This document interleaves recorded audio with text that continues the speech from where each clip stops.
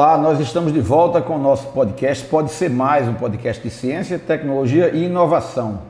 É uma atividade da Fundação de Apoio à Pesquisa do Estado da Paraíba e eu queria que você nos acompanhasse aqui para compreender um pouco mais sobre a ciência, sobre o desenvolvimento da ciência e, numa linguagem a mais simples possível, a gente quer aqui, tem como objetivo que cada pessoa que nos assista possa compreender que ser pesquisador, ser pesquisadora é uma atividade como outra qualquer, com suas diferenças, mas é uma atividade profissional. A diferença principal é que para ser pesquisador é preciso que a pessoa tenha uma disciplina diferenciada, que a pessoa compreenda que é uma atividade que é pautada por metodologias muito específicas, mas é uma atividade de trabalho. E a vida de quem é pesquisador também é a vida como de qualquer outro cidadão ou cidadã, a depender daquilo que a pessoa queira. Mas a ciência busca, acima de tudo, uma coisa que a gente chama de verdade. A verdade da ciência não é a mesma verdade dos dogmas das igrejas, das religiões, que são verdades consideradas eternas. Aqui para nós, a verdade da ciência é uma verdade temporária, sempre será temporária, porque pode ser que algo que a comunidade científica hoje abraça como uma coisa verdadeira, uma verdade científica, uma interpretação determinada realidade, daqui a 1 ano, 2 anos, pode ser que mude. Daqui a 20 anos tem verdades científicas que duram 100 anos e todo mundo já pensa que é para sempre. E depois vem alguém e diz, opa, eu descobri aqui um detalhezinho que estava faltando ali tinha um erro. Equipamentos novos vão surgindo, processos de medição de fenômenos, enfim. A verdade da ciência será sempre uma verdade provisória, uma verdade temporária, o que não deixa de ser verdade, desde que ela possa ser refutada por uma nova teoria, por um novo conceito científico. E é para falar sobre tudo isso e mais um bocado de coisas, nós temos aqui hoje o professor Amilcar Rabelo de Queiroz. Tudo bem? Tudo bom? Tudo ótimo. Primeiro dizer que é um prazer enorme, a minha barba está muito pequena, mas um dia eu chego lá, para chegar aí próximo, talvez quem me conheceu há uns 25 anos por aí para trás, talvez hoje a gente tivesse mais ou menos empatado, que eu tenho uma barba concorrente dessa sua aí. Tinha gente que dizia que eu parecia um bicho, mas eu acho que eu continuo parecendo, mas sem barba. Eu sou o bicho de barba. Professor Amilcar é físico, né? O primeiro podcast da nossa série foi com um físico, o professor Cláudio Furtado, que também é da física. Você é o segundo pesquisador na área da física que a gente traz aqui para essa prosa, que nós chamamos de prosa científica, mas é acima de tudo uma prosa, né? O professor Amilcar tem graduação em física, tem mestrado em física, doutorado em física, pós-doutorado uns 3 vezes, mas tudo voltado em física. É aquilo que a gente chama, quem já assistiu outros episódios sabe, eu chamo de formação verticalizada. Não é? Porque às vezes a gente tem alguém que é da física e migra para matemática, ou é da matemática vai para estatística, da estatística às vezes vai fazendo uma relação entre matemática e estatística e termina depois em engenharia de alguma coisa, num doutorado. E nas áreas duras ou nas áreas consideradas mais teóricas ou de física pura, por exemplo, é muito comum você encontrar pessoas que têm o currículo todo verticalizado, ou seja, graduação, mestrado, doutorado e a vida inteira estudando basicamente naquela linha, e às vezes até muda um pouco de área de interesse, de linhas de interesse, né? Você começou na física e passou estudou também a física quântica, e eu queria começar perguntando por aí, depois, não é agora, porque para mim a física quântica, ela abre assim um leque enorme para umas áreas que às vezes se tornam um pouco especulativas também, na sociedade, no mundo inteiro, né? Mas a computação quântica está aí para dizer outras coisas também, né? Mas a minha curiosidade é o interesse pela física. Como é que começou? Já foi na graduação ou já foi no ensino médio ali que você é do tempo de científico ou de segundo grau? De segundo grau. Eu sou da já é avançado, já é um garoto. Já é um garoto. Eu sou do tempo de científico. Sim. Mas eu ainda eu comecei no científico e depois mudei para segundo grau. Eu não sou do tempo de ensino médio, não. Quem fez ensino médio é muito jovem. Mas como é que você despertou o interesse pela física ali com 15 anos, 17 anos, 18? Como é que foi isso e depois seguiu carreira? E foi muito antes. Foi bem antes? Foi bem antes. Foi assim, eu ainda era criança, aos 10 anos, 8, 9 anos. A astronomia que despertou? Por causa assim, né? Inclusive, tem... Pessoal, a gente sempre gosta de falar na física. Como é que você virou físico? Tem de vários tipos, né? Tem os que vêm pela engenharia, né? Isso. O famoso físico Feynman, físico americano, um dos mais famosos de todos os tempos do século passado, né? Ele era um cara que gostava de consertar rádio, né? Então, eu e outros colegas no Brasil, né? Em geral pela astronomia, né? Tem o pessoal que vem pela astronomia mesmo, outros pela matemática. Muita gente pensa em estudar astronomia, aí depois descobre que vai para a física e que vai estudar astronomia. Né? Justamente. Então, a ideia mesmo é assim, foi quando, em 1986, teve a passagem do cometa Halley.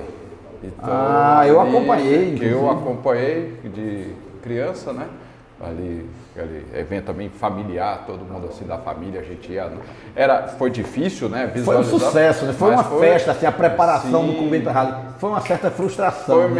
Foi meio não aquilo que todo mundo esperava ou se contava, como tem sido 76 anos antes, né? Mas toda ia ser uma visualização fenomenal. No Brasil, pelo menos, foi meia boca. Meia boca. Mas eu acho que isso despertou também ter a preparação, justamente o estudo, você se preparar para esse evento, né? Então despertou essa vontade de fato de estudar astronomia. Daí não tinha um curso de astronomia em Brasília e tal, eu conhecia já algumas pessoas, amigos da família que eram professoras de física, né? E a sugestão era justamente fazer física e depois migrar para astronomia, digamos, né? Assim, essa era a ideia. Daí eu entro na física em Brasília, estudei bacharelado. No bacharelado da física, começo a estudar.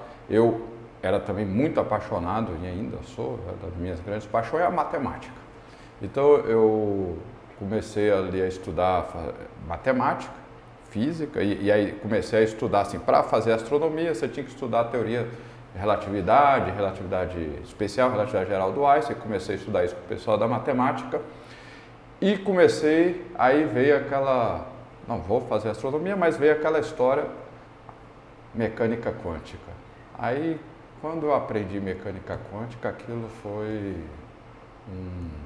enfim, foi uma das coisas mais apaixonantes. Abriu outros horizontes. Abriu outro horizonte, aí eu vou trabalhar nessa área, né, trabalhei mecânica quântica na graduação, fiz iniciação científica, uma época difícil, né, também no Brasil, né, década de 90, as dificuldades na universidade, tudo aquilo, éramos poucos, né, na universidade, os sortudos, por assim dizer, né, também, porque tinha poucos recursos, pouca gente. Universidade de Brasília. Na Universidade de Brasília, né, então, mas foi assim, mas era uma época muito bacana, assim, excelentes professores, né. E aí eu comecei a estudar então e matemática, mecânica quântica, aí fiz 84, 85? Quando eu entrei? Quando você entrou? Não, eu entrei em 95. 95? Em 86 eu tinha 10 anos. Foi no planeta, na passagem do cometa Halley que você tinha 10 anos. Aí depois, em 95 eu entrei. E aí, então eu segui nessa área. O meu mestrado e doutorado foi o que a gente chama de teoria quântica de campos. Que é uma teoria, talvez uma das teorias mais nobres da física. Como é que você traduz o que é a teoria quântica de campo para um leigo total? Não, então, essa é a ideia, tentar aqui, como traduzir isso, né? Bem, vamos o leigo total sou eu. Sim, a gente conhece, né, ouve falar das partículas elementares, das partículas, né, tem esses grandes aceleradores, que como lá em Genebra, né, na Suíça, hoje tem o CERN e o LHC, né? E outros que tem pelo mundo afora.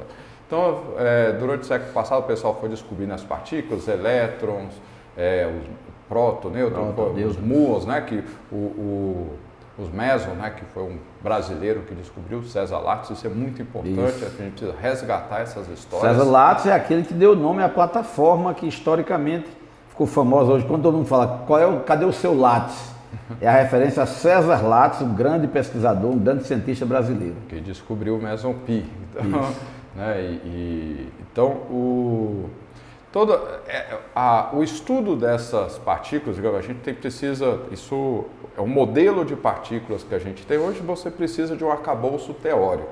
Esse arcabouço teórico, que é justamente chamado de teoria quântica de campos, que é uma junção da mecânica quântica, que é a mecânica ou a dinâmica, o estudo das coisas microscópicas, dos átomos, elétrons, né, desse mundo microscópico, com a relatividade especial, que são os fenômenos que acontecem a velocidades muito, muito altas, próximo à velocidade da luz. Então essa junção gerou esse arcabouço teórico chamado teoria quântica de campos, né, que é um conjunto de ferramentas que usa muito bem articulado, né, que serve para a gente, se viu como grande aplicação para a gente organizar e classificar as partículas elementares como a gente entende hoje no mundo. Todo esse zoológico, são muitas partículas, elas têm uma organização que a gente estuda, né, e é muito bem conhecida, tem vários prêmios Nobel, desde a década de 70, inúmeros prêmios Nobel disso, então usa esse arcabouço. Então, hoje, e essa mesma teoria você hoje aplica em várias outras áreas da física, né, aplicações inclusive para materiais, né, desenvolvimento de novos materiais. É isso que eu disse, para que, qual o uso, né? E muita gente fica se perguntando, mas para que estudar isso, né? Porque é para compreender a matéria, a interação da matéria, a sua interação com outras, com a interação, né, dessa matéria, né, digamos, das partículas, de que ela é feita, né? Do que ela é feita, como ela interage, como ela, né, com a luz, como ela interage com a luz, né, e quais são as forças elementares como elas se relacionam para formar. Já descobriram partículas menores do que os prótons, nêutrons e elétrons? Sim, o próton, que é feito de quarks e gluons, como o nêutron, que é feito de quarks, tem toda uma classificação. São menores, bem menores. Bem menores. Não queira ver não, porque você não vai conseguir não, tá? Justamente, mas num certo sentido existe, num certo sentido, mas é muito interessante. Num certo sentido a gente vê, porque esses grandes, quando a gente constrói, e eu digo aqui esse agente, eu gosto muito de usar esse agente que é a humanidade. Isso. Certo? É o agente, o ser humano como um todo, né? Até porque você faz um grande acelerador de partícula, isso são trabalho de muita gente, milhares de pesquisadores do mundo inteiro que se unem nesse esforço para fazer aquele equipamento e depois fazer os upgrades e, né, a atualização que permitiu a gente ir descobrindo, né? Um investimento altíssimo. Um investimento altíssimo, mas que também permite saciar a nossa curiosidade do cientista básico, né, do cientista da física. Compreender o universo. Mas compreender o universo, que é o que nos torna humanos, né, também, né? Eu acho que é uma parte... Inclusive, a Unicamp tem aquele projeto... do Sirius, né? Que era o LNLS, né, o Laboratório Nacional de Luz Síncroton, e hoje, né, o Sirius, né, que é outro projeto que... Qual que é a importância, né, que eu estou... falando desses grandes projetos, porque forma muita gente capaz, gente muito bem formada, gente que vai trabalhar com tecnologia, que vai criar, tanto do ponto de vista, vai pensar a ciência básica, mas vai fazer ciência aplicada, né? Por exemplo, lá no Sirius se estuda muito materiais, propriedade de novos materiais, propriedade de diferentes, né? Como também às vezes acaba também gerando inovação, né? Você cria-se ali umas startups, porque é preciso. Mas o mais importante é a formação de gente que a gente precisa, né? Porque a gente precisa ter esse... País que não tiver esse conhecimento, que não investir, que não colocar muito dinheiro nesse conhecimento, vai ficar comendo poeira, enquanto os desenvolvidos vão vender tecnologia e ciência. Os desenvolvidos são desenvolvidos porque eles têm esse grupo de pessoas bem formadas, eles atraem os bem formados. Inclusive brasileiro e de outros países, né, que estão em desenvolvimento, eles atraem os bem formados para você gerar esse conhecimento fora da sua... Eles estão gerando esse conhecimento, eles estão formando muita gente e estão sempre atraindo os melhores. Então, né, e tem a questão, claro, as questões aí mais gerais da política internacional, que eles ficam com aquele conhecimento também e vão soltando muito aos poucos. Então, assim... Se torna um instrumento de poder, né, grande? Justamente. Então, o conhecimento, hoje a gente entende melhor, né? Mas, assim, levou décadas do século passado para que se entendesse a importância dessa economia da criatividade, da imaginação, que é a economia da ciência, da tecnologia e da inovação, né? Eu tenho assim, né, eu tenho pensado muito sobre essa questão da política científica, eu tenho feito isso pelo projeto e tudo mais, né? Eu leio muito o Abdus Salam, o professor Abdus Salam, prêmio Nobel de Física na década de 70, que foi um dos pais do modelo padrão de partícula que a gente estava falando, que é quem organizou, que é o Salam, Abdus Salam, é paquistanês, né? E foi um dos maiores, talvez um dos maiores físicos do século passado, né? Ganhou o Nobel com Weinberg e o Glashow. E o Salam, depois do Nobel, né, a figura dele como paquistanês, como, né, muçulmano, né, tem essa questão de como é que eu faço para desenvolver o meu país e os outros países naquela época chamado de terceiro mundo, né, periferia. Da periferia. Então ele chega a propor, ele pensa muito sobre isso, né, que é ele não era só um grande físico, a gente às vezes pensa o físico só vendo número, mas ele era um pensador, como vários outros físicos, né? Um grande grandes cientistas sempre foram também bons pensadores. Bons pensadores, né? Preocupação que ele tinha, filósofo, preocupação social, principalmente, e aí ele sempre fala, né? Como é que a gente faz para desenvolver os países, na época chamado Terceiro Mundo, e a pergunta continua até hoje, né? Então o Salam fala em várias palestras e tal, ele era uma pessoa muito carismática também, fala que, olha, tem que desenvolver ciência e tecnologia, né? Ainda não se falava na época do conceito de inovação, mas falava, né? A gente tem que ter a tecnologia, até a ciência básica, a ciência aplicada, tecnologia baixa, tecnologia alta, e ele falava, o que separa os países desenvolvidos dos países não desenvolvidos é que era justamente o domínio da ciência e da tecnologia. Certo? Era o que se separa, né? O que realmente dá a diferença. E que também está, né, associado com você criar patente, você fazer inovação, criar.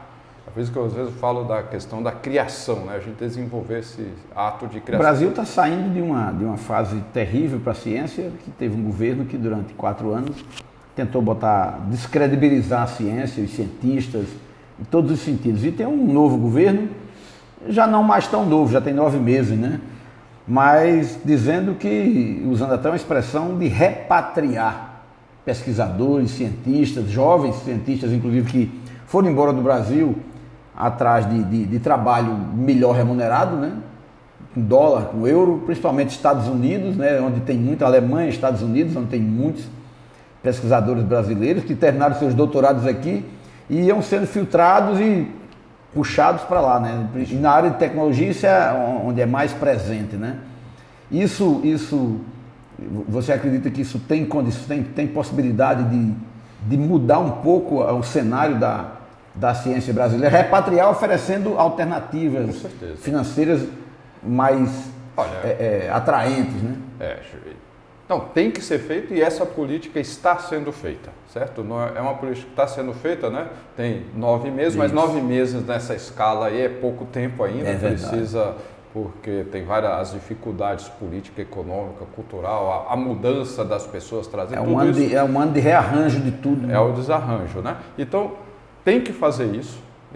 Tem que ter essa política. Aliás, a gente já repetiu essa política, então é algo que o Brasil sabe fazer, porque a gente está sempre fazendo isso, porque uma das coisas, da minha leitura, talvez tenha sempre tem outras leituras, né, alternativas, mas a minha leitura é que o Brasil peca pela falta da continuidade. Não é uma questão de caráter nada, né? São questões políticas de Estado, perenes, permanentes. Justamente, não é questão cultural, nada. Para as questões econômicas, políticas e todas as questões que na história do Brasil a gente teve momentos de grande avanço, seguidos de uma grande derrocada. Então a gente passou esses últimos 4, 6 anos, né? Eu vou um pouco mais além. 6 anos, é verdade, né? É verdade. Vamos botar o dedo na ferida, sem dó, né? Os 2 anos anteriores não tinha o discurso negacionista, mas tinha o desmonte da ciência. Mas teve o desmonte, né, da ciência. A retirada de incentivo, de apoio. Não só da ciência, porque a ciência também não vai sozinha. É preciso a questão da indústria, né? A política industrial brasileira, que já tem algumas décadas até que tem sido. Cultura, não existe ciência sem cultura, certo? Não existe cultura sem ciência, tudo isso tem que ser uma coisa... Perfeito. A questão da saúde, né? Você tem que ter um desenvolvimento, digamos, integral, você tem que... Não é só ciência pela ciência, não existe você fazer algo se não tem uma indústria, se não tem a preocupação da saúde, né? A saúde, ela promove a ciência, ela precisa da ciência, ela traz desenvolvimento, traz a questão da indústria, né? A inovação, novos equipamentos, novos produtos. Você precisa ter um equilíbrio ali dessas coisas irem junto. Não dá para você ir um só e depois outro. E tudo isso foi desmontado. E a gente não pode, também por outro lado, não reconhecer que a gente já teve. O Brasil teve momentos excelentes, certo, de desenvolvimento e que, por os nossos atropelos aí mundiais e do nosso, foram sendo solapados, né? A gente passou uma queda muito grande, terrível, na verdade terrível porque matou gente, pronto, né? Assim, bem... A palavra é essa assim, mesmo. Matou gente, certo? O nosso descuido, num certo sentido, não é só o Brasil, porque foi no mundo inteiro também, né? Mas o Brasil foi o ápice desse descaso, desse modelo de desprezo pela ciência, que é o desprezo pela ciência, pela vida humana, porque o que a gente fazer ciência, essa questão da curiosidade, essa questão de querer ser, que eu já tinha até falado, né, de conhecer o universo, conhecer das coisas, é o que faz a gente humano, e a gente despreza tanto a ciência quanto a gente despreza o ser humano. Então a gente transformou isso numa política de Estado e agora está recuperando. E aí o ponto é que destruir é muito fácil, construir ou reconstruir, ainda que você saiba como fazer, leva mais tempo, né? Então leva um tempo para a gente aí, vamos agora, vamos reconstruir isso, mas leva um tempo. Então, e está sendo feito, é assim, né, que a gente tem, eu digo isso estando num projeto que você tem que conversar com as pessoas, você vê que tem pelo menos a preocupação, né? Tem que trazer gente. Falta gente. Mas falta gente porque, primeiro que teve um grupo, imagina, são 6 anos em que estudantes... É uma geração quase uma toda. Geração. Estudantes trabalhando voluntariamente, com dificuldades financeiras, que traz problemas de saúde mental também, saúde física, biológica, né? Tendo que pensar aí chega um professor e fala, vamos pensar sobre a evolução do universo. É muito difícil, né? Essas pessoas vão desistindo. E quando você vai gerando esses gaps de geração, né? Como é que vai ficar a próxima? Demora a recuperar. Demora a recuperar. A formação eu sempre gosto de pensar o todo, né? A formação do cientista, do tecnólogo, a formação do industrial, do cara que está lá nas startups, isso leva tempo, leva muito tempo, precisa essa estabilidade, essa continuidade, política de Estado, e a gente não leva isso, né? Então a gente está aí recuperando. Então, assim, tem essa intenção, eu tenho sentido essa intenção, mas a gente agora, o que diferencia é que agora dá um pouco mais de otimismo para a gente trabalhar, porque parece que agora a gente pelo menos achou o caminho para compensar, a gente ainda tem que compensar esse período para depois desenvolver e voltar a crescer no ritmo típico do Brasil mesmo, que a gente merece, né? E você falou aí essa curiosidade, né, de conhecer, de compreender o universo, de entender o que acontece, porque tem um pensamento aí que eu até gosto muito dele, as únicas 2 coisas que são infinitas, uma delas é o universo e o outro é a ignorância humana.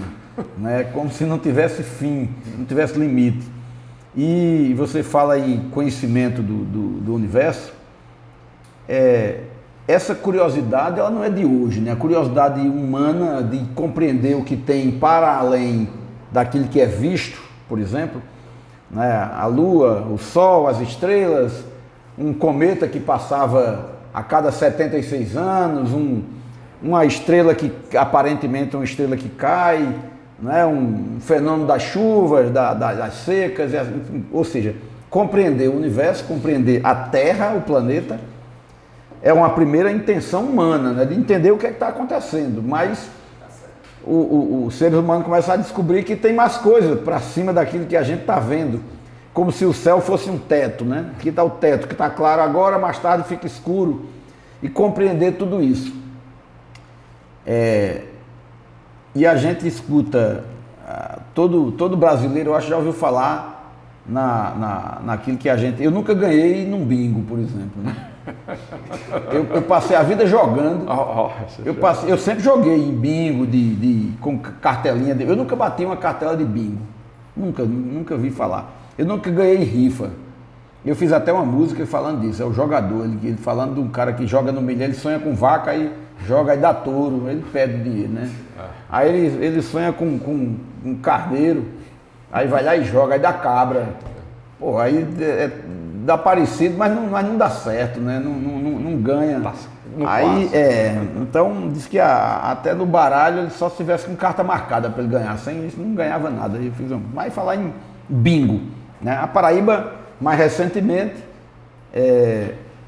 viu manchetes de jornais, o governador esteve na China com a comitiva, já vinha desde o ano passado isso divulgado, agora as coisas estão se concretizando mais, começando a aparecer já mais informações e mais próximas umas às outras sobre esse bingo, né? A Paraíba, como é que é? A Paraíba ganhou no bingo, o que é e tal, mas na verdade bingo é uma sigla, né? Bingo é uma sigla para um grande projeto científico, uma parceria do Brasil com a China, né? Que envolve o Chile também. O Chile é outro projeto, é outra coisa. É o Brasil e China. Brasil e China. Agora não é só Brasil e China, é Paraíba com a China. Ou seja, o Brasil está representado pela Paraíba, o estado da Paraíba e a cidade de Aguiar, o município de Aguiar, aqui no nosso estado. E aí eu queria que você, agora chegou a hora de você traduzir que bingo é esse, né? O que é o bingo? E eu sei que é uma tentativa de conhecer mais coisas, ou de buscar identificar coisas desconhecidas, de prescrutar o universo, né? Mas como é que é isso aí na prática? Muito bem, é boa essa. Bem, então a Paraíba está abrigando e liderando, né, a construção de um grande radiotelescópio no sertão. Grande mesmo. Grande. Tamanho também. Quando tiver, tá tudo já muito bem encaminhado, estando pronto, espero que ano que vem já esteja pronto, tá tudo já só a construção já está sendo construído, está sendo construído. Vai ser o maior radiotelescópio da América Latina, até alguém fazer um outro maior, né?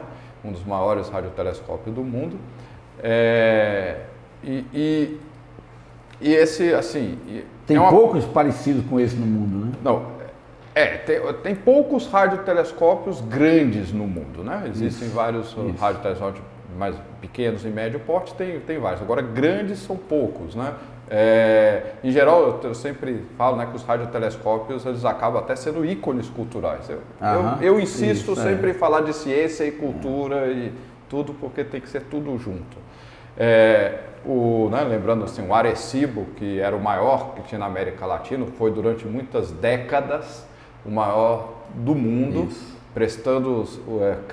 fazendo ciência de alta qualidade, descobrindo muitas coisas. O Arecibo estava no filme do 007. Sim, certo? Aquele filme do Contato com a Jodie Foster também, né? Do livro do Carl Sagan, que foi um grande divulgador de ciência, um grande cientista, né, da década de 70 e 80.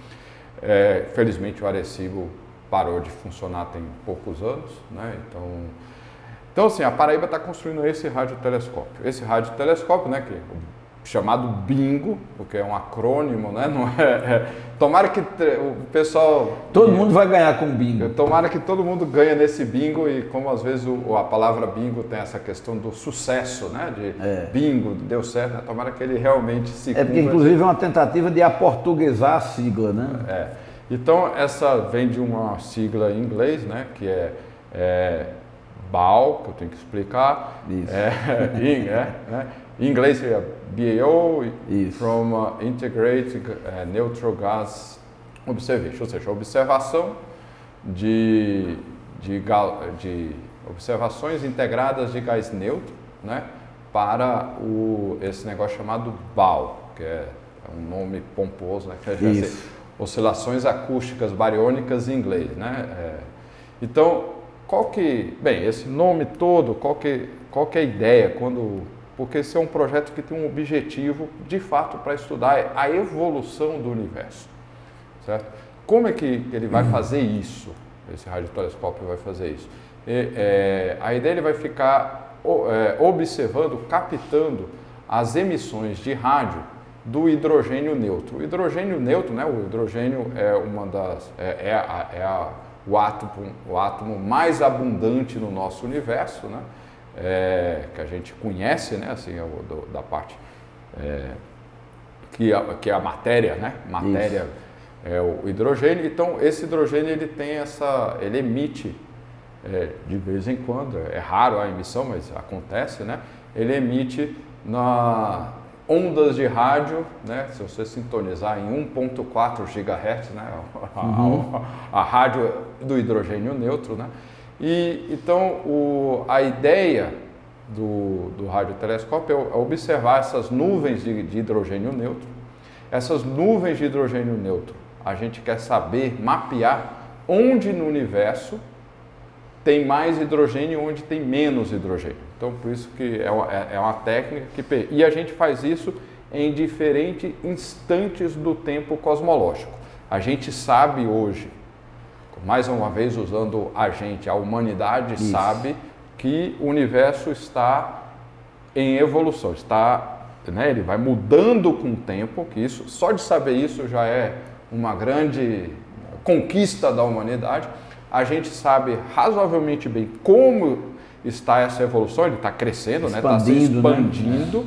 Né? Então, o que a gente vai fazer? A gente vai, em distintos tempos dessa expansão, quando a gente olha para o universo, a gente está olhando lá atrás, e olhar aqui é captar também essas ondas de rádio do hidrogênio, a gente vai mapear como que está distribuído esse hidrogênio, onde tem mais, onde tem menos. Então a gente vai fazer como um filme, para ver como que essas nuvens de hidrogênio elas vão mudando com o passar do tempo. Isso vai trazer muitas informações para a gente, melhores informações de como se dá essa expansão do universo. Em particular, entendendo essa expansão do universo, a gente vai entender, porque a parte que eu estou falando aí do hidrogênio, que é essa matéria que daí vem a palavra bariônico lá, as oscilações acústicas bariônicas, é o que a gente consegue medir, né? Mas aí tem duas outras componentes do universo que a gente tem informações só estudando a evolução, mas a gente não mede diretamente, que é o que se chama setor escuro do universo. Tem a energia escura e tem a matéria escura, que são coisas diferentes.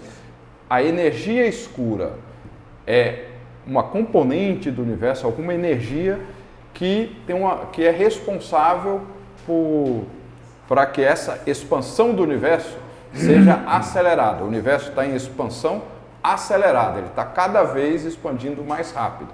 Quem faz isso é a energia escura.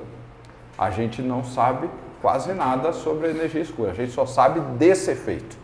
E essa energia escura é 70% aí do que tem no universo. E a gente não mede diretamente, pelo menos por enquanto. Então, quanto maior a quantidade de informação sobre isso, melhor que a gente vai ter.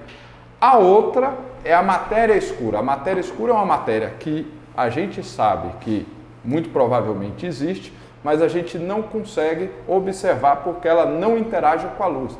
Então ela não emite luz, ela não absorve luz, ela não espalha, mas ela está aí, certo? A gente tem vários, dezenas de experimentos ao redor do mundo tentando descobrir, medir essa matéria escura e saber do que ela é feita.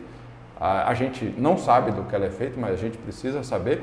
Então, assim, o projeto do radiotelescópio Bingo vai pelo menos trazer maiores informações a partir do estudo dessa evolução desses mapas, né? Como os gases de hidrogênio vão ampliar o mapa, o conhecimento para a gente tentar saber um pouco mais sobre energia escura e matéria escura.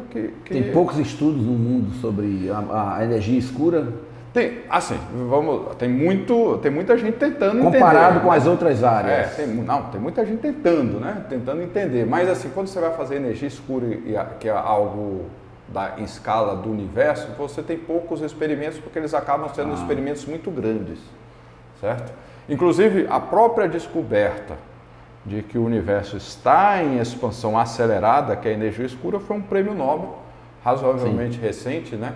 Do Perelmutter e do Rees, né? Que eles descobriram isso na década de 90. Teria alguma relação com essa noção que as pessoas comentam muito, que como se eu estou perguntando aqui como curioso, né? E eu discuto muito o tempo com as pessoas, de modo geral, quando encontro alguém disposto a falar sobre o tempo, né? E o tempo ele continua o mesmo, o tempo passa da mesma forma que os equipamentos de contagem do tempo, porque a contagem do tempo é uma convenção, mas há um tempo real que se passa no cosmos, de modo geral, né? E as pessoas relatam muito como se houvesse uma aceleração das coisas, o tempo está passando rápido, e eu digo para as pessoas, o tempo continua do mesmo jeito, é a sua percepção que está alterada, né? Existe alguma relação com essa questão dessa expansão acelerada do universo? Ou já tem gente tentando fazer essa associação? Não exatamente, mas claro, aí entra uma perspectiva interessante. Claro que existe o tempo como da nossa percepção sobre o tempo, sobre a nossa relação com o nosso ambiente aqui, né? E é o ser humano como um objeto de medida, né? A gente faz medida. E que está em movimento e transformação também. Só que tem essa perspectiva. Agora, o tempo mesmo, né? Esse tempo cosmológico, ele é regido, tem as leis que regem, né? As equações, que a gente chama as equações da dinâmica, de como as coisas passam no tempo. E aí, desde o Einstein, a gente sabe que esse tempo, ele não passa assim de maneira, pode dilatar, né? Ou seja, tem o tempo não o tempo da percepção, mas o tempo real. Não é linear. Não é linear, certo? Então ele pode se dilatar, certo? Então isso tudo você tem que levar em conta, e é levado em conta quando a gente fala dessa expansão do universo. Isso já é levado em conta, essa perspectiva. A gente usa inclusive o fato dessa expansão do tempo, ou dessa dilatação do tempo também, para fazer as medidas. A gente tem que levar em conta isso. Isso é lá devido às equações do velho Einstein, né? Que era outro grande filósofo também de passagem, sem dúvida. Né? Bem, então o tempo, porque tem essas diferentes perspectivas, né? Eu estou falando aqui que é importante, não tem que tirar, é importante porque é da nossa vivência, mas o tempo aqui é o tempo físico mesmo, e esse tempo físico ele sofre dilatação, sofre vários efeitos também aí que tem que ser levado em conta nas equações.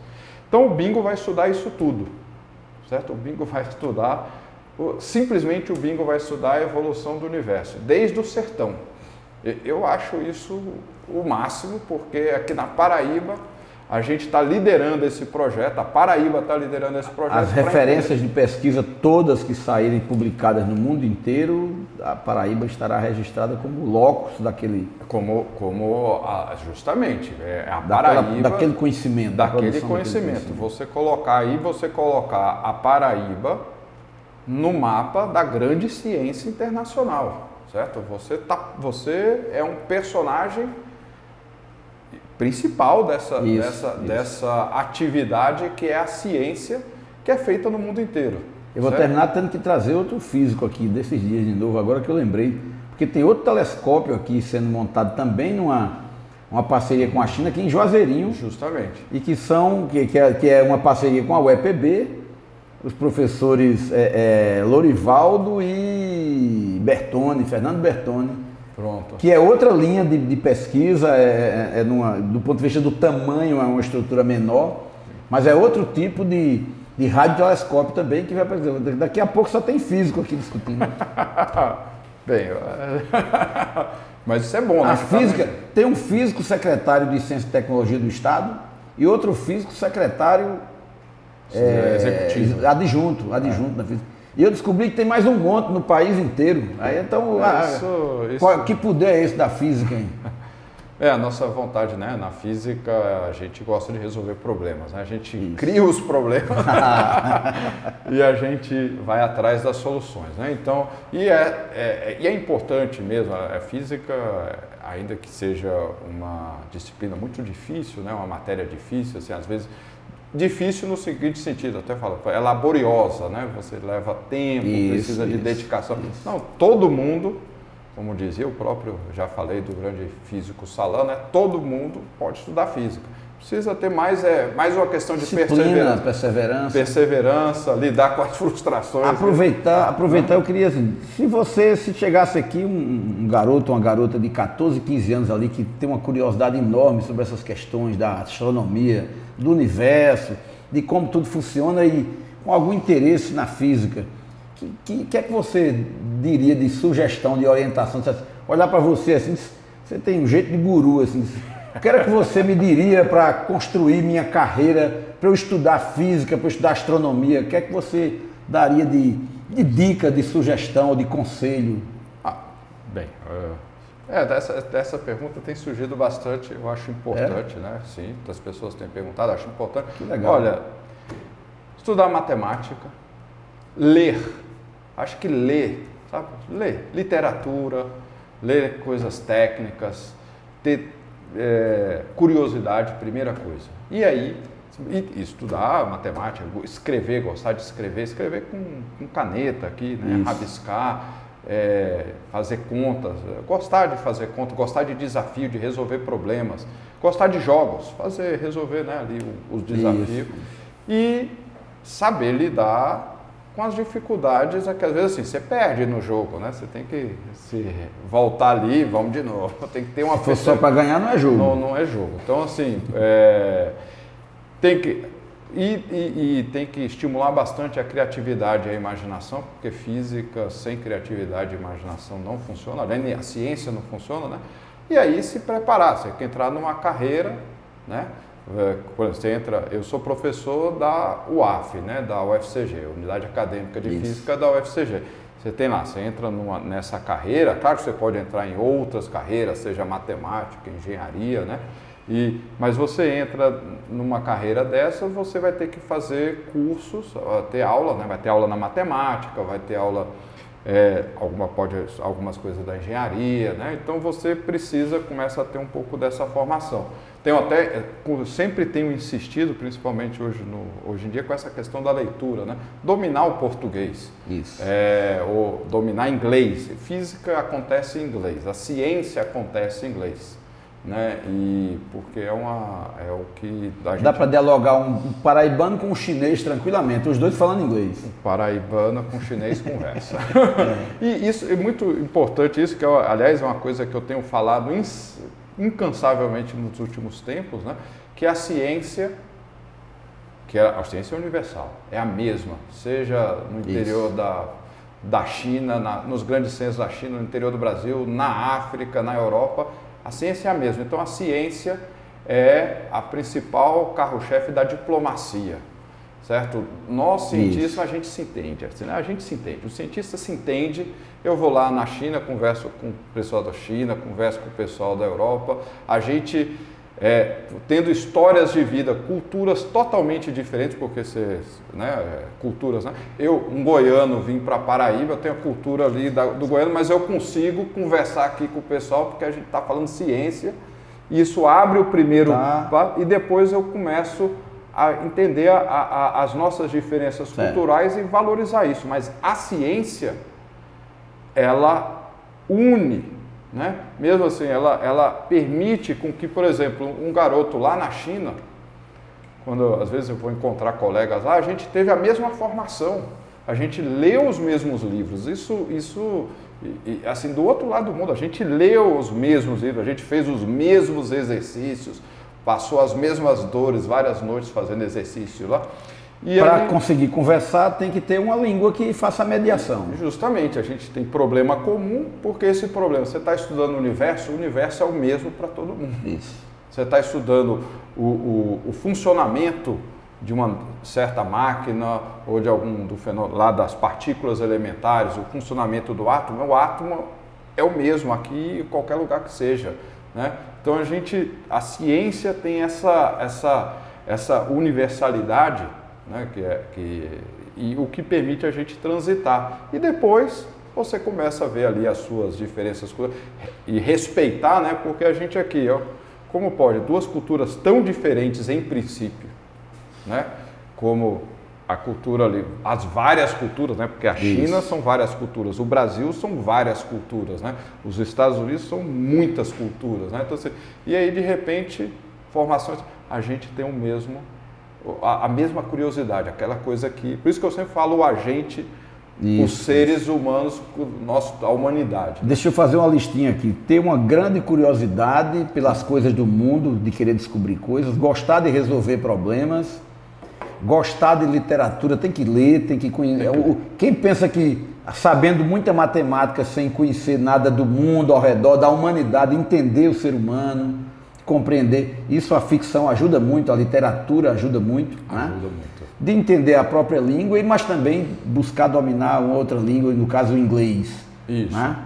Isso seria mais ou menos um combo aí que daria para dizer assim, eu quero estudar astronomia, então esse seria um caminho bacana para desenvolver ali. Justamente, esse é o caminho, esse é o caminho. Aí estava engatilhando aqui uma pergunta, como é que um goiano, entender como um goiano vai terminar na UNB é fácil, para estudar física na UNB, até aí beleza, mas depois você resolve, você vem se tornando aos poucos paraibanizado. Paraibanizado, goiano. Como é que foi essa transição aí, o que foi que te trouxe para Paraíba e como é que você está vendo hoje em perspectiva tudo isso que vocês estão construindo hoje na unidade acadêmica de física, né? Tem até um doutorado novo em matemática que também está fazendo uma aproximação com a física matemática, né? Justamente, a UAF com a matemática, né? A física com a matemática. Tem essa área de física matemática que foi a minha área, teoria quântica de campo e física matemática, por muito tempo, até, antes de responder a pergunta, até eu agora, finalmente, depois de todo esse caminho, agora estou me dedicando mais à astronomia, que era a minha paixão de infância, lá né? atrás. Mas não deixo de gostar de todas essas áreas que foi a minha viagem aí até chegar aqui, né? Porque acho que física matemática, teoria quântica de campo ainda é a coisa que eu mais realmente domino, né? É o que eu prezo bastante. Bem, aí uma questão da ciência, que a ciência, e a gente precisa, aliás, colocar isso nas políticas, né, de estratégia nacional, eu acho, é que os cientistas, por esse caráter diplomático, eles acabam migrando bastante. Eles vão para lá, vão para cá. Um cientista, ele não pode ficar preso demais àquele local. Ele precisa enfrentar o mundo, ele precisa, né? Então, eu fui para São Paulo, estudei em São Paulo, né? Fiz doutorado na USP, eu fui para a Espanha, viajei, trabalhei e ainda converso e discuto com colegas da Índia, né? Da Itália, da Irlanda. Então, tenho esses colegas que a gente está toda hora conversando ainda, né? E então, ainda esse caráter, né, de universal. Então, você muda muito durante a vida. Isso. E já, como professor, fui professor da UNB durante 10 anos, né? Assim, e lá eu continuava trabalhando com muita gente no mundo inteiro. E trabalhava já com pessoas aqui da Paraíba e também aqui do Rio Grande do Norte, né, em Natal. Eu ia muito em Natal, trabalhava muito, e vinha muito já aqui na Paraíba. Tem físicos muito bons aqui, né, na Paraíba, então já tinha, e essa área de teoria quântica de campo aqui é uma área muito forte, né, então era natural eu trabalhar com isso. Com a possibilidade do radiotelescópio, né, e você aproveita, eu queria fazer outro tipo de ciência também. Chegou um momento, né? E aí surgiu essas possibilidades, aí foi surgindo eu vim para cá também por questões pessoais, e aí vem uma coisa que até eu falo para os meus estudantes: olha, a gente está aqui, tem a possibilidade, ganha o projeto, vai como o radiotelescópio Bingo, que é ambicioso e factível, vem para cá. Então é o seguinte, a gente tem que pegar Quantos isso. Quantos anos você já está por aqui? Vai fazer 5 anos. 5 anos, tem 5 anos. Então tem 5 anos que eu estou aqui. Então você tem que pegar esse projeto. Adaptado já 100%? Aqui, estou adaptado aqui. O 100% é que a gente adapta tudo, né? O ser humano, por isso que eu falo assim, que é outra coisa de ser cientista, você se adapta. Isso. Você tem que estar preparado, tem que ter esse espírito da flexibilidade. E aqui também é muito fácil se adaptar. Que aqui na natureza, bom, né? Quem sobreviveu é quem se adaptou. Quem se adaptou, né? Então, tendo esse projeto aqui grande, a gente, aqui na Paraíba, a gente tem que pegar e é nosso. Está aqui, né? Veio o professor Elcio Abdala lá da USP, o pessoal do INPE, lá o pessoal da China. O projeto não vai ser aqui, na Paraíba, então a gente tem que se dedicar. Então eu resolvi me dedicar, porque eu acho que assim, a gente ganhou um grande presente.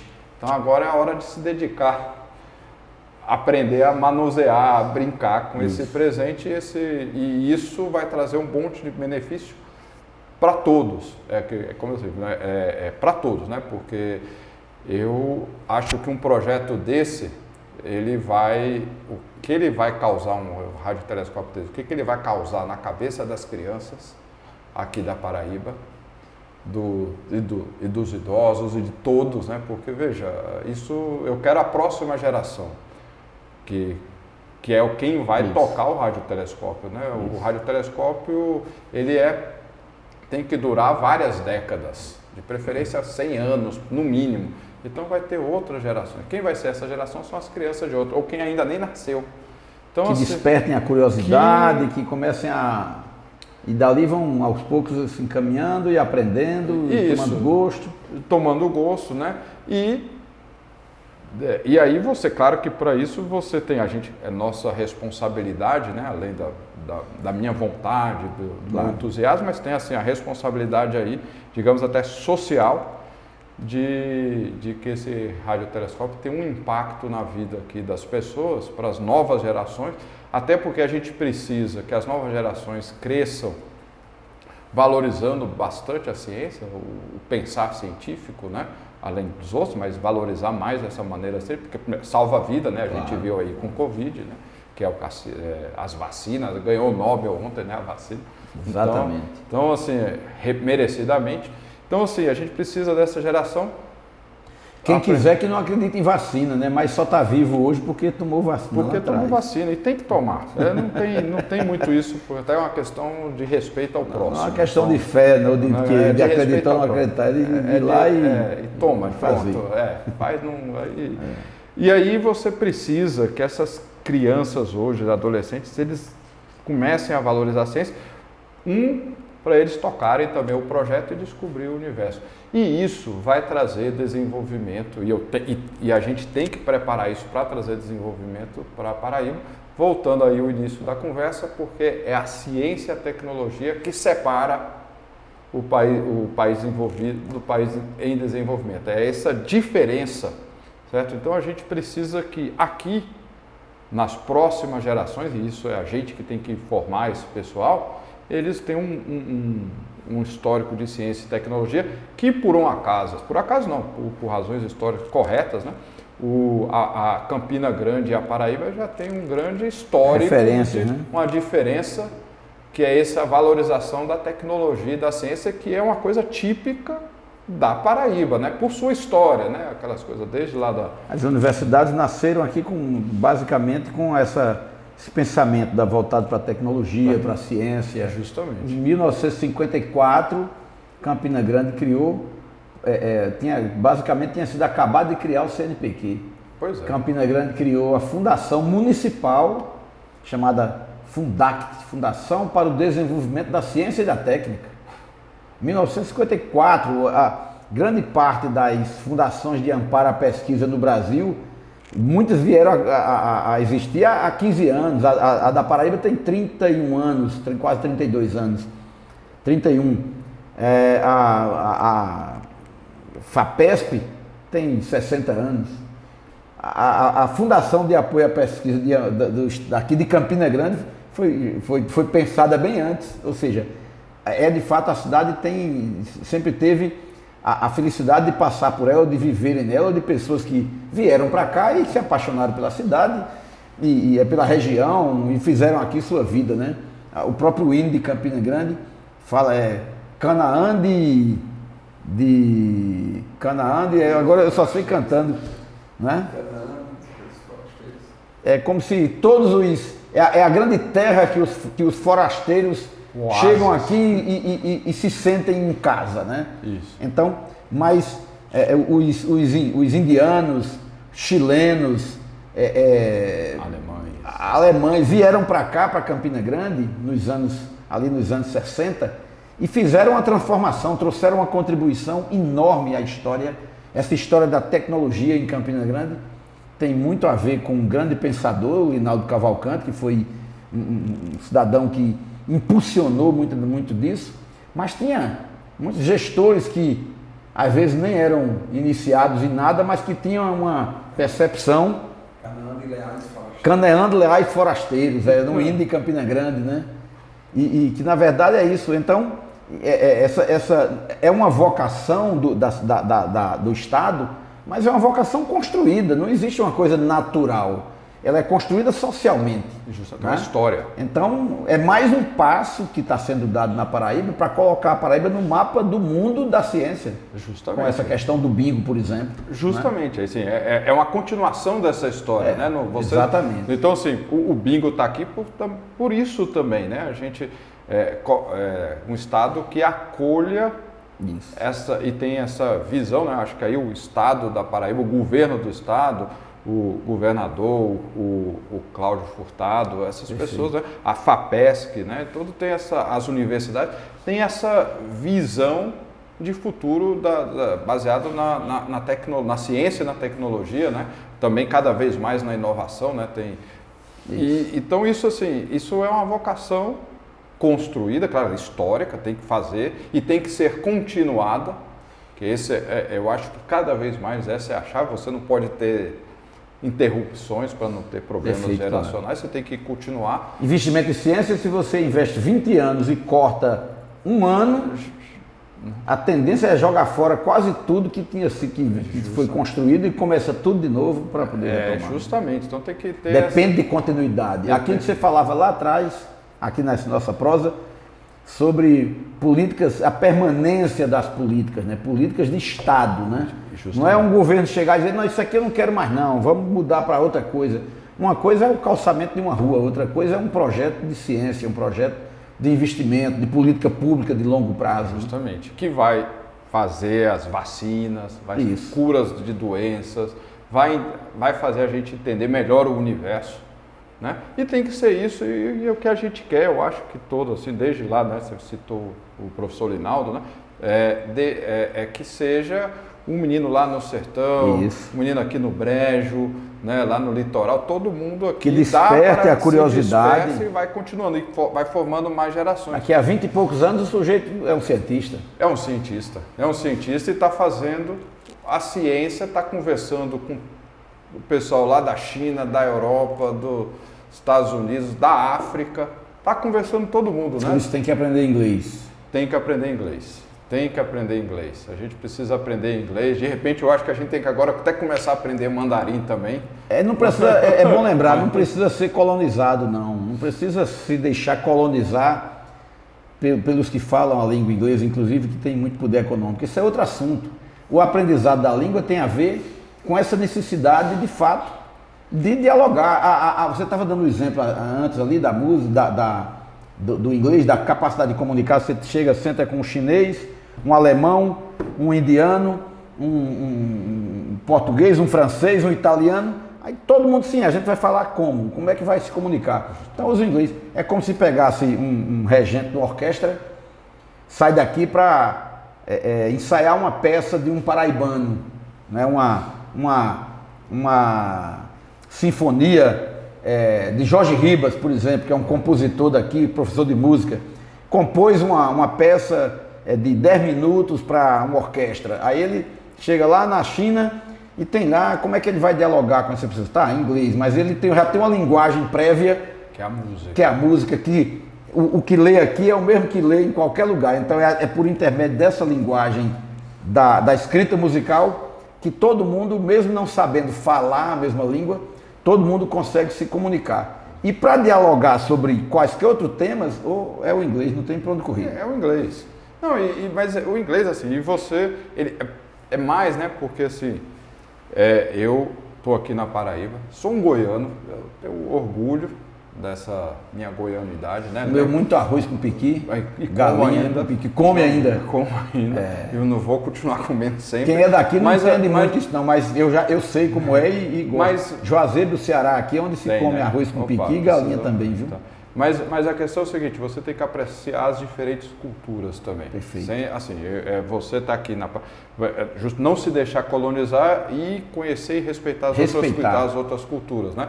Ir lá na China e comer a comida lá, que é uma delícia, aliás, né? E comer, aproveitar, não quer dizer que você está desprezando. Sem preconceito. Você está comer um bode aqui, um cuscuz, né? Aí depois vai lá comer. Fale não, é bom demais. Então, mas essa questão, mas tem que ter a ciência, seja a música, a cultura, que é o ponto de ligação. E tem que saber inglês. E você sabendo inglês também abre todo o repertório da literatura inglesa que você vai conhecer, que já tem o repertório, você já tem e você precisa também conhecer a sua literatura, a própria história, né? Da sua história, da literatura brasileira, da literatura goiana, mineira, paraibana. E assim, eu gosto muito de literatura inglesa, mas gosto também da literatura europeia, que você tem que ir conhecendo. É parte de você ser parte dessa coisa chamada humanidade. Né? Que tem a ciência, mas tem a humanidade, você fazer parte disso. E a Paraíba, Goiás, o Brasil é parte disso. Então você tem que viver isso, certo? Você tem que, sem apagar o que você é. Ao contrário, isso vai adicionar. Essa mistura, né? Não vieram os indianos, chilenos, que você falou, vieram para cá e construíram a questão aqui, essa paixão pela engenharia elétrica, engenharia computação, né? Toda foi construída aqui. Exatamente. Mas veio de várias línguas, né? Veio de vários povos. Eles levaram muita coisa daqui como conhecimento, como troca cultural, mas deixaram muita coisa. Deixaram. E aí, ninguém perde, né? Ninguém perde. Então vai tendo essa mistura. Isso que eu acho bacana nessa questão de ciência e tecnologia, certo? É algo que, eu insisto, é muito importante. E aí o Bingo agora está colocando merecidamente a Paraíba no mapa da ciência mundial, né? E a gente tem que agora aproveitar e fazer atividades, já tem sido feito o pessoal do Bingo, né? Professor João Rafael, professor Luciano, professor Alex Albuquerque lá da UAF e de outros, né? O pessoal de Cajazeiras também, eles têm feito muito esse trabalho de divulgação científica indo na escola, que a gente tem que cada vez aprimorar, certo? Para fazer essa próxima geração, para fazer o que hoje se diz, né, o letramento científico. O Bingo tem feito isso. O projeto Bingo tem feito isso, tem que continuar para a gente ter os próximos cientistas. E aí eu até conto uma história importante, né, que a gente teve agora lá na China com o governador e uma equipe de... Sim, é importante você destacar essa missão que o governo do estado levou para a China, foi reitor da Universidade Federal, foi a diretora do INSA, foram secretários de Estado, você esteve na comitiva. Sim. Como é que Foi o reitor da UFCG, a reitora do IFPB, né? A professora Francilene da SBPC também, né? Que é vice-presidente agora da SBPC e né? é a organizadora do Parque Tecnológico Horizonte de Inovação de João Pessoa. Justamente, a professora Mônica Teixeira foi uma equipe de craques, né? Os secretários de estados, né? Então, a gente foi numa missão liderada pelo governador. Foi também o pessoal lá do Bingo, da USP e do INPE, né? Mas foi uma missão liderada pelo governador. E a ideia era ter o Bingo como coluna, né? Porque o Bingo convidou, né? Como Brasil-China, mas não se ateve só o Bingo. O governador fez várias outras atividades. O governador já conseguiu uma fábrica de insulina aqui para Paraíba. Olha que coisa assim. Eu vejo isso, acho isso fantástico. Posso dizer que a Paraíba acertou no bingo. Já acertou no bingo. E a visão, né? Porque você tem que ter uma percepção de que eu acho que essa equipe, né? A gente está falando de pessoas respeitadas no Brasil inteiro, né? Assim, vindos da Paraíba, que tem uma entrada na ciência e tecnologia nacional, né? Professor Edmar, né? Gujão da engenharia, né? Assim, você falou de engenharia elétrica, segurança cibernética, o nome dele aparece em qualquer canto que você for no Brasil, né? Então, você tem... e aí você está nesse grupo de paraibanos ali, né? E você tem um bingo, mas você está fazendo outras coisas, tá? Insulina. Eles foram, e aí era o que eu queria contar, né? Teve várias outras coisas que vão... Tem gente que às vezes critica essas viagens, essas comitivas, mas há muitas reuniões multilaterais, paralelas, e muitos negócios às vezes muito são negócio, fechados. Muita conversa, muita coisa muitas oportunidades, muito aprendizado que depois se aplica aqui. Claro. E essa é a lógica, né? Que você está fazendo um grande investimento, né? Só a questão da insulina já é campeã, né? Porque assim, você está resolvendo um problema nacional, com a resposta solução rápida demais. Partindo da Paraíba. Perfeito. Partindo da Paraíba, né?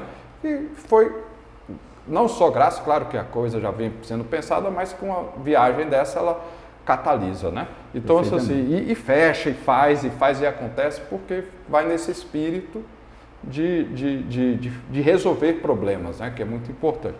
Mas aí lá, a comitiva, né, razoavelmente grande, teve uma viagem ao maior radiotelescópio do mundo, o FAST. Feito lá na China, é o maior radiotelescópio do mundo, né? Tem um espelho de 500 metros de diâmetro. O pessoal foi lá, o governador... 500 metros, eu estou pensando aqui, dá um campo de futebol, não maior. 5, né? Eu estava tentando entender a grandeza aqui do 5 campos de futebol, né? Assim, 100 metros, 100... Isso, imaginar, isso é a cúpula... o espelho lá. Né? Nossa! Então, imagina aquela foto do Maracanã assim de cima, imagina isso aumentado assim em 5 vezes. Isso.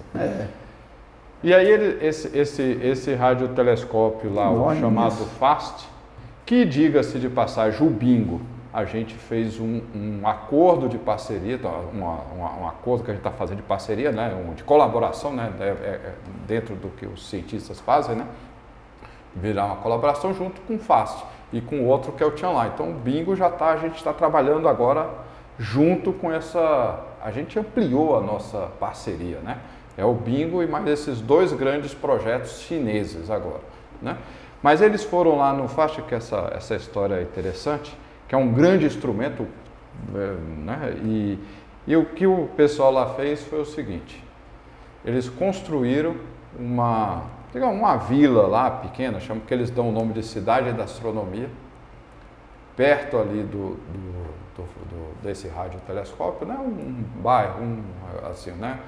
Colocaram lá, onde eles colocaram os museus planetários, tudo aquelas coisas de high-tech, hotel, centro de convenção, né?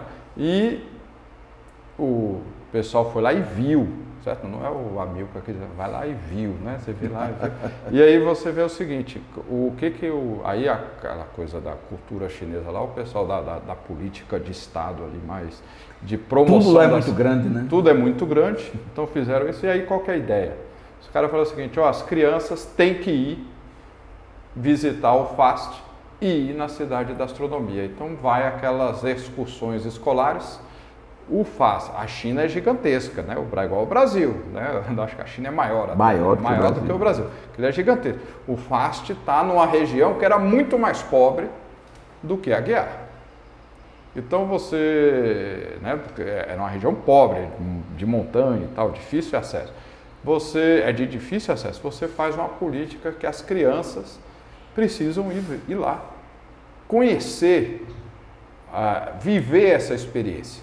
Então você está lá, excursões de escola de crianças ali, 10, 12, 13 anos, que é uma idade chave, né? Para despertar a curiosidade, né? E eles vão lá, vivem essa experiência lá, uns 1, 2 dias, e para essas excursões escolares, né?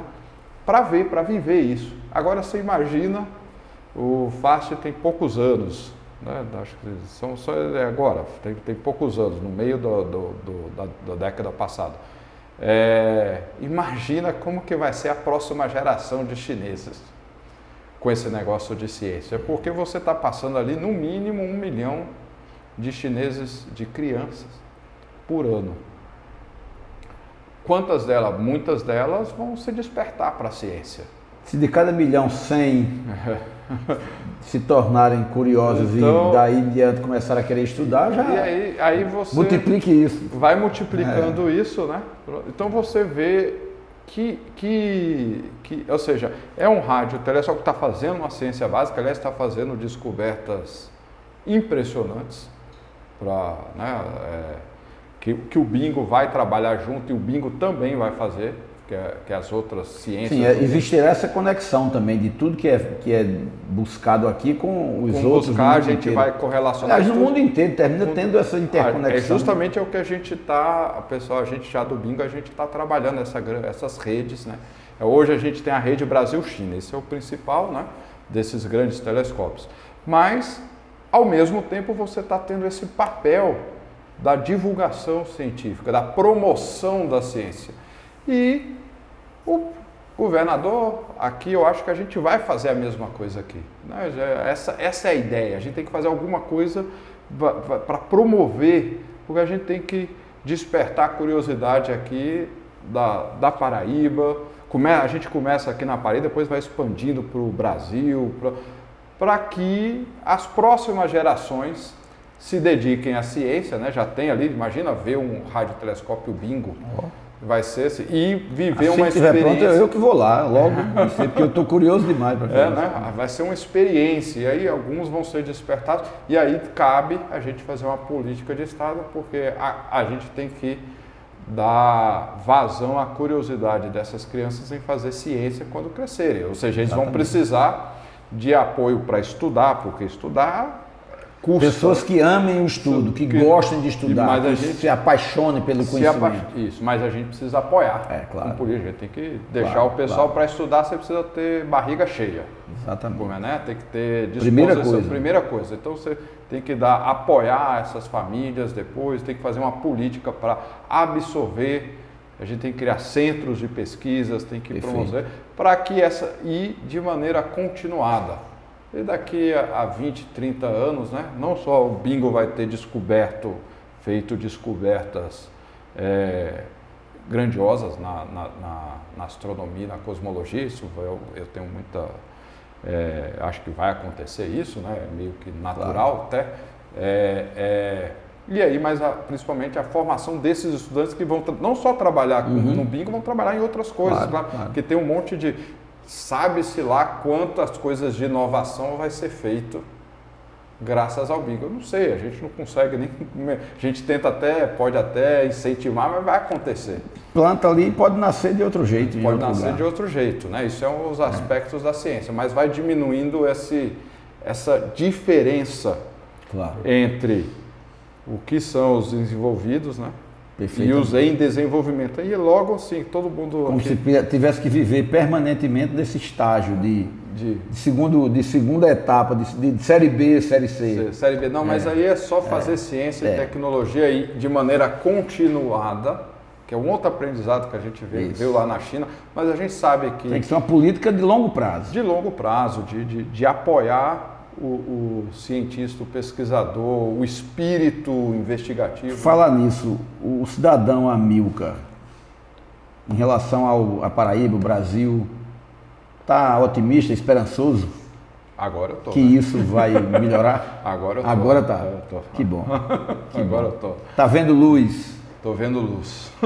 E não é com telescópio, com estudo de física, não. Não, aliás, a gente vê isso graças ao telescópio, que agora dá para construir um telescópio porque tem apoios, certo? Tem um apoio da sociedade, né? Você vê a população apoia, né? A população quer, mas você vê que hoje agora acho que os governantes estão mais conscientes, finalmente estão ali pessoas que valorizam a ciência, né? Então, e depois quero também acreditar que também vão valorizar a indústria, o fazer nacional, né? A criação nacional. E acho que todos, pelo menos com as pessoas que eu tenho conversado, graças ao projeto do Binga, eu vejo um grande otimismo. Também cabe a nós. Impulsionar isso também. Também cabe a nós, porque se eles estão lá colocando essa esperança ali, né? Estão deixando assim, aí a gente tem que trabalhar mais para isso, né? E aí fazer a ciência avançada. Aí é minha responsabilidade, a sua, de todos nós, de todos nós da UFCG, da UEPB, do IFPB, da UFPB, né? Toda. Perfeito. Né? Então, por aqui, pela FAPESC, a gente vai tentando fazer a nossa parte. E eu queria lhe agradecer, então. Tem assunto para mais 2 conversas dessas aqui, viu? Mas queria lhe agradecer pela presença e enormemente aqui, uma prosa dessa aqui, de fato. Talvez a gente faça o sarau depois ali, aí a gente pode passar umas 3 horas ali, né, sem se preocupar com colocar na internet, colocando, quem sabe até gravar alguma coisa para depois aproveitar. Sarau científico, cultural, artístico, poético e tal. A gente canta. No Mirante aqui de Campina Grande. Que essa vista aqui da FAPESC é maravilhosa. Bom, né? Muitíssimo obrigado. Aí, se você que ainda tiver alguma coisa que queira somar, acrescentar aí, fica à vontade. Eu acho que eu já falei já bastante, né? Legal. Eu queria que você também, que nos assistiu até aqui, você que está assistindo esse podcast, se pudesse achar interessante, curta, compartilhe com as pessoas que você conhece, divulgue nas suas redes sociais, enfim, para que a gente possa, cada dia mais, fazer com que esse assunto, esse tema, esses diálogos cheguem a mais pessoas. Muitíssimo obrigado pela sua companhia e nós voltaremos em breve com mais um episódio do Pode Ser Mais, um podcast de ciência, tecnologia e inovação, um projeto da Fundação de Apoio à Pesquisa do Estado da Paraíba. Obrigado.